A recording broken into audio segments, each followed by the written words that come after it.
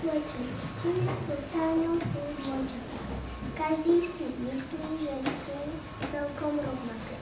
Opak je pravdou. Majú síce rovnaké modré oči, tmavé vlasy a ružové ústa. Ale ináč je každá iná. Soňa má rada Bohu a ľudí.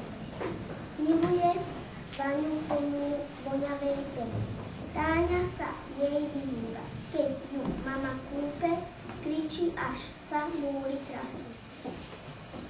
Dávno volá Soňa Táňu, že na peny Boží Vaňu. Táňa kričí preto na ňu. Ja mám radšej prázdnu Vaňu. A taká vysestievajú znávova tomu, že Soňa je tá čistulinka voňavá. Táňa zastá zabavľanou špinkou. Dvojčence Soňa sa Táňou sú dvojčatá. Každý si myslí, že sú celkom rovnaké. Opak je pravdu. Majú síce rovnaké modré oči, tmavé vlasy a ružové ústa. Ale ináč je každá iná. Soňa má rada Bohu a ľudí. Miluje Vaňu tomu voňavej peny. Táňa sa jej vyhýba, keď ju mama kúpe, kričí, až sa múry trasú. Tak mu volá Soňa Táňu, že má peny plnú Vaňu. Táňa preto kričí na ňu, ja mám radšej prázdnu Vaňu. A tak každý sa rovná podľa toho, že Soňa je tá čistulinka voňavá, Táňa zas tá zavavrená špinavá.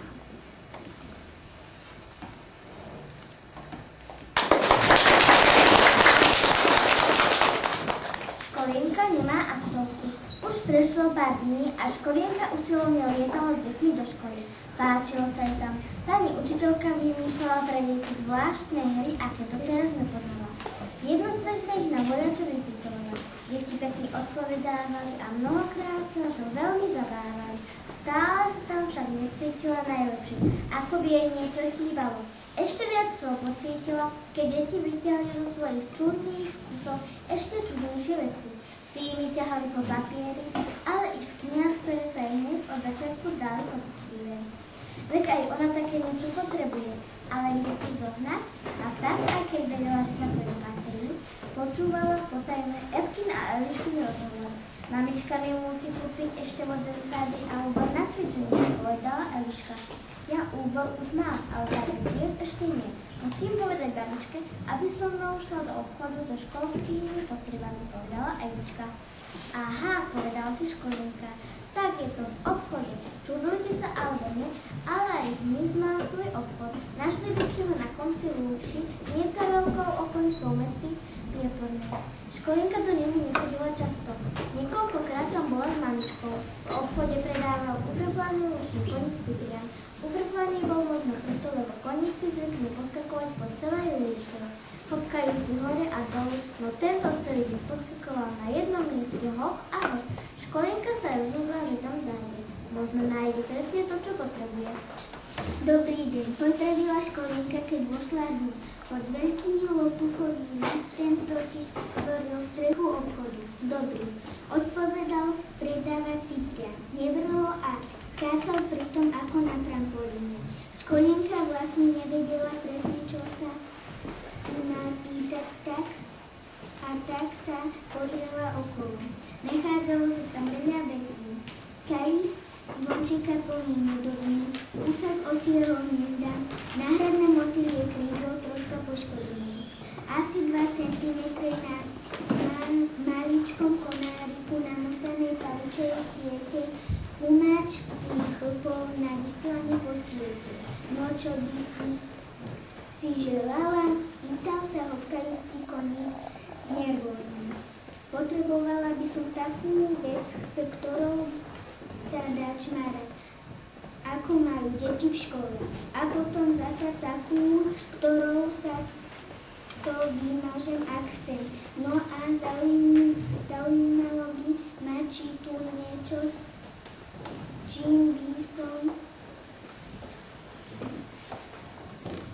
mohla rozdeliť vec na dve časti a potom ešte, aby sa mi to nestretlo, taký veľký kufor, aký majú deti v škole. A nič také nemáme. Prerušil ju stále horkajúci koník veľmi neslušne. Školienka zvesila hlavu. Už vychádzala smutná z obchodu, v ktorom ešte stále poskakoval hlučný koník Ciprián. Keď v tom začula vedľa seba príjemný zamatový hlas.